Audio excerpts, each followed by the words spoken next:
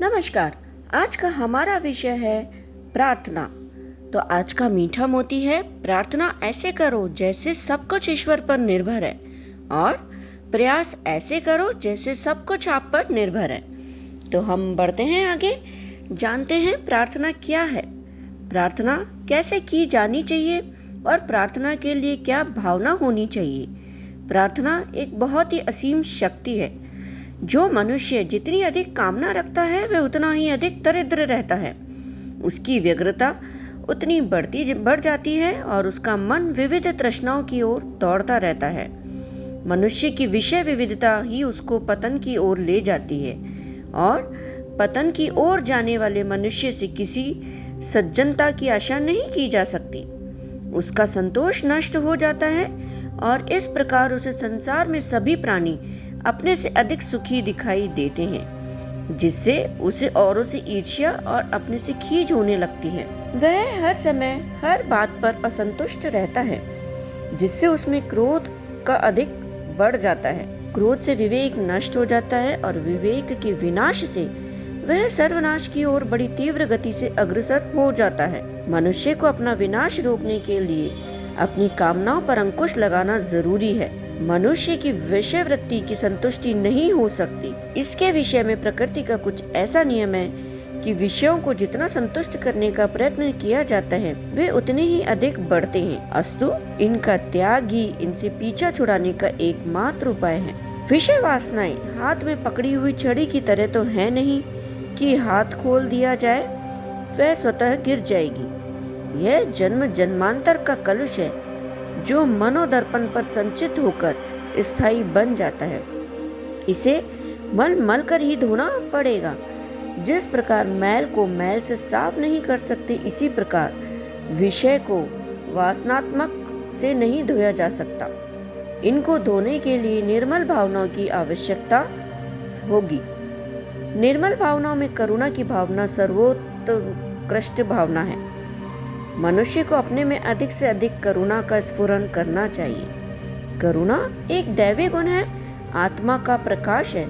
इसकी उत्पत्ति होते ही मनुष्य के सारे मानसिक मल धुल जाते हैं, और ऐसा करने से उसका हृदय दर्पण अपनी स्वर्गीय छटा से बहुत ही चमक उठता है, जिसमें वह आत्मा रूप परमात्मा का दर्शन कर सकता है। इस करुणा को जगाने के लिए मनुष्य को सर्वप्रथम विनम्रता पूर्ण दया सहानुभूति की उपासना करनी होगी। संसार का कोई भी धर्म अथवा मतांतर ऐसा नहीं है जिसमें विनम्रता, दया, क्षमा, सहानुभूति आदि गुणों को महत्वता नहीं दी गई हो।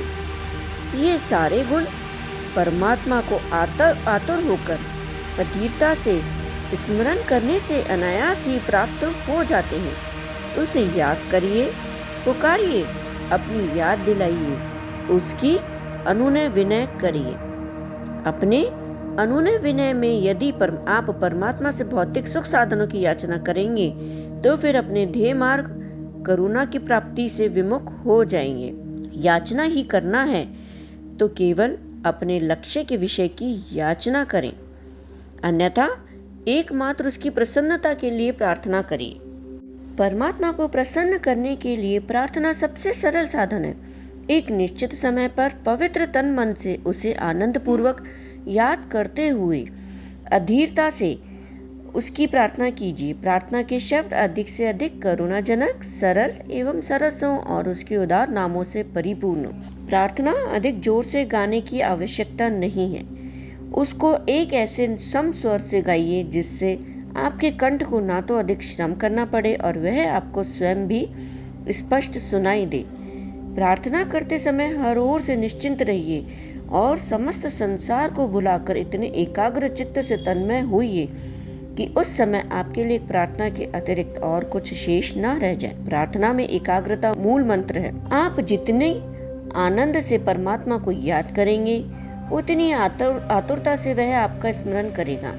आप ज्यों-ज्यों उसकी ओर आकर्षित होंगे त्यों तो वह आपकी ओर आकर्षित होगा। इस प्रकार दोनों ओर का पारस्परिक आकर्षण बीच के व्यवधान और दूरी को बहुत शीघ्र समाप्त कर देगा और आप आत्मा में आनंद के रूप में उसका साक्षात्कार कर सकेंगे। कहने का तात्पर्य यह है कि ईश प्रार्थना में सारी शक्तियाँ और सारे सुख समाये रहते हैं। परमात्मा का करुण वरदान प्राणी मात्र को उपलब्ध होता है। बिना किसी प्रतिफल की भावना के परमेश्वर प्रत्येक जीव पर अपनी अनंत करुणा बिखेरता रहता है। परम प्रभु की करुणा और अनुकंपा के सहारे ही जीवनधारी अपना शील क्षेम करते हुए सरस जीवन बिता रहे हैं। प्रभु की अनंत अनुकंपा और करुणा प्राप्त करने वाले मनुष्य के लिए यह उचित ही है कि वह उस अनुदान का अंश दूसरे असहाय, असमर्थ और बिछड़े हुओं को प्रदान कर अपनी सत्पात्रता सिद्ध करता रहे। यह ठीक है कि परमात्मा को उसकी करुणा का बदला नहीं चुकाया जा सकता, पर इतना तो हो ही सकता है कि उसकी दुर्बल संतानों को सुखी और समुन्नत बनाने के लिए हम आवश्यक सहृदयता का परिचय देते रहें और अपने से जो बन पड़े उतना लोक कल्याण के लिए प्रयत्न करते रहें। करुणा को सहानुभूति और सहृदयता का रूप मिलना ही चाहिए। भावना वही सार्थक है जो कार्यान्वित हो सके। संसार में पीड़ा बहुत है। यदि हम दूसरों की पीड़ा का एक अंश बटा सके और अपनी सद्भावना से टूटे हृदय को जोड़ सके तो यह मानवोचित महानता ही होगी। ईश्वर प्रार्थना केवल पूजा के समय प्रकट किए जाने वाले गुनगुनाए या दोहराए जाने वाले शब्दों को ही नहीं कहते। सच्ची प्रार्थना वह है जो चिरस्थायी सद्भावना का रूप धारण कर प्राणी मात्र की कामनाओं के लिए सहानुभूति बनकर फूट पड़ती है। हम प्रभु से प्रार्थना करें करुणापूर्ण भावना के साथ और उनसे एक ही याचना करें कि हमारी अंतरात्मा में उस करुणा का एक छोटा सा झरना प्रस्फुटित हो करें, जिसमें वे प्राणी मात्र को स्नान करा के उन्हें निरंतर सुखी, समृद्ध और सुविकसित बनाते रह सके। आप सभी का बहुत बहुत धन्यवाद। तो आज हमने जाना कि प्रार्थना क्या है। तो मिलते हैं हम अपने नेक्स्ट वीडियो में। बहुत शुक्रिया आप सभी का।